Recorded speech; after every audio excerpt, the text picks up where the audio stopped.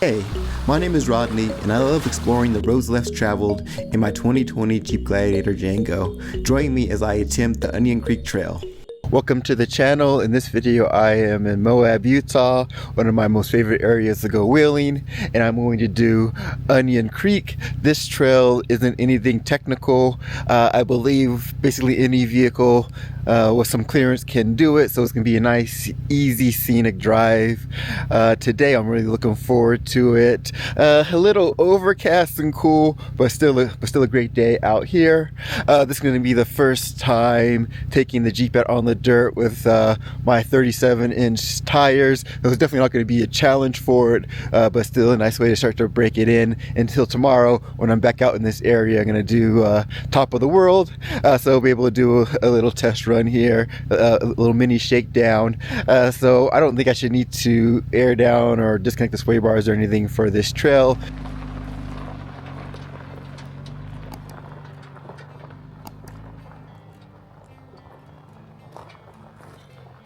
It's been almost 1 year to the day since I've been to Moab, and boy have I missed it.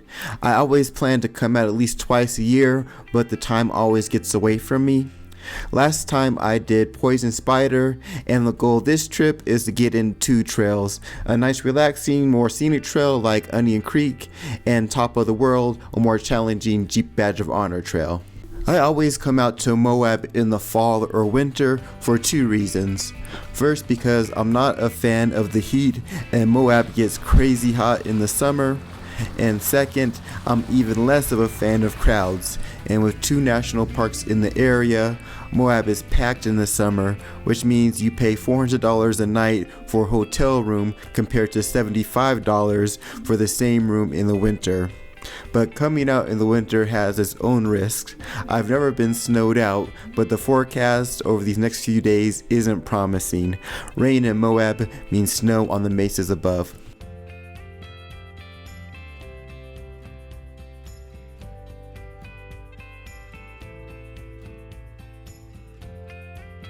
The trail crosses Onion Creek so many times I lost track. The road is 10.5 miles, and on a nice dry day, any vehicle with decent clearance can do it. As I'm about to learn not too far ahead, is that when the trail gets wet, it goes from a nice scenic drive in dry conditions to a trail that gets your heart pumping and hands sweaty in wet conditions. I don't recommend completing this trail if the weather gets bad.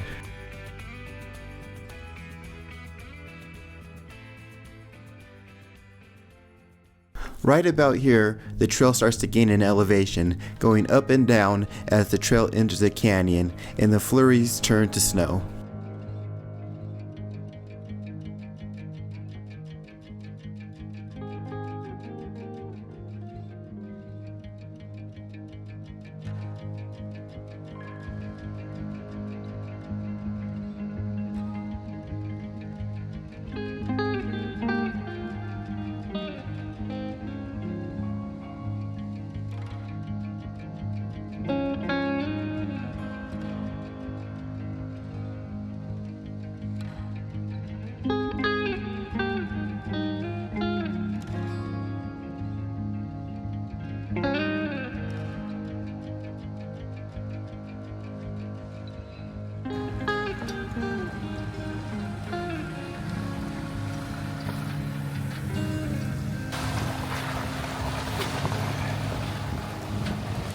It's hard to tell from the video, but at this point the trail is narrow and the drop to the creek below is far.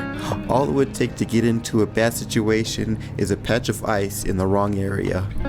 But we decided to keep on going because the snow was light and hadn't really started sticking to the ground yet. But in the back of my mind, I was concerned that if the storm really picked up, going back down could get a little scary.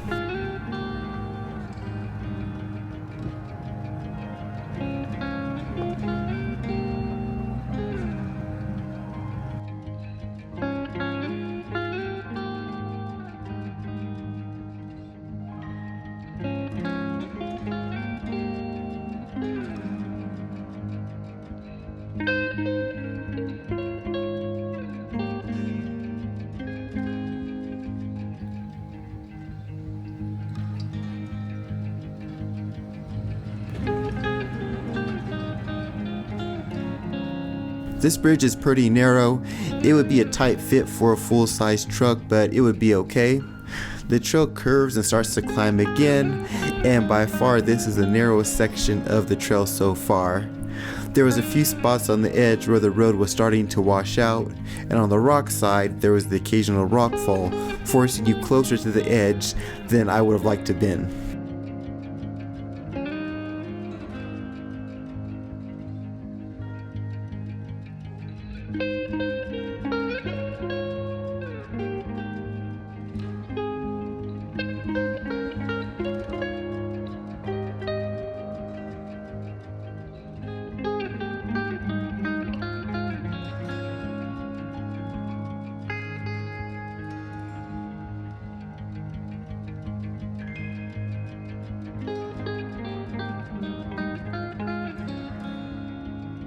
As the trail climbed, I became more and more worried that the conditions ahead would cut the trip short.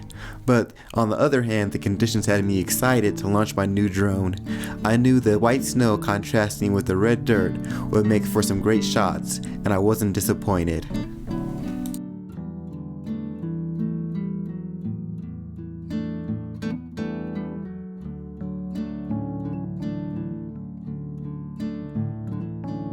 I went from concerned to optimistic. The snow had stopped and the road was clear, so we decided to push forward.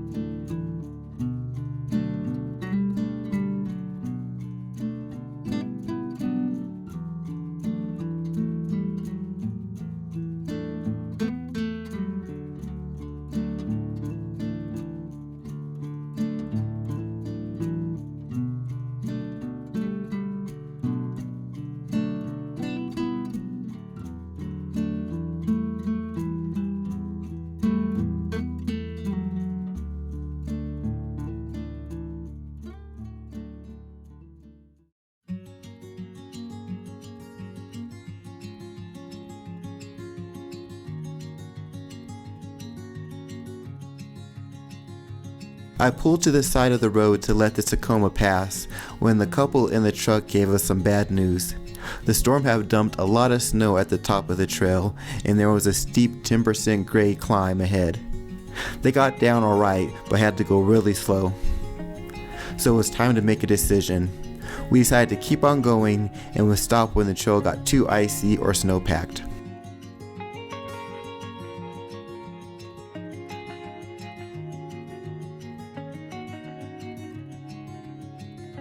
I was at least hoping to make it to Stinking Spring. This spring is the reason why Onion Creek is called Onion Creek, even if we couldn't make it to the end of the trail. Take a big whiff. Oh yeah! I can smell it! I wonder where it is. Right there. Yeah, because it has the different color dirt.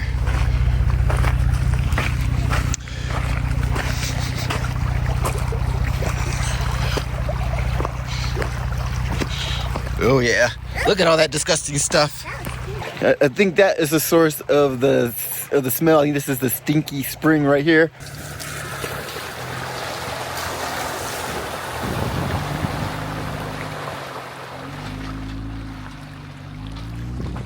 The snow has been beautiful, but it is making the road pretty slick. I'm just past Stinking Springs, and I'm starting to feel it's starting to slip a little bit, and I've passed a few people that were coming down, and they're saying further up you're gaining elevation, and the road there is completely snow covered, so you had to go really slow. So it could potentially be, risky, so it's not worth doing that. So we're gonna call it right here. Too bad I couldn't do the entire trail. I'm just hoping that it clears up enough in this area to do top of the world tomorrow. I think the snow melts pretty fast. Hopefully the sun's out tomorrow, and that will really help it out a lot.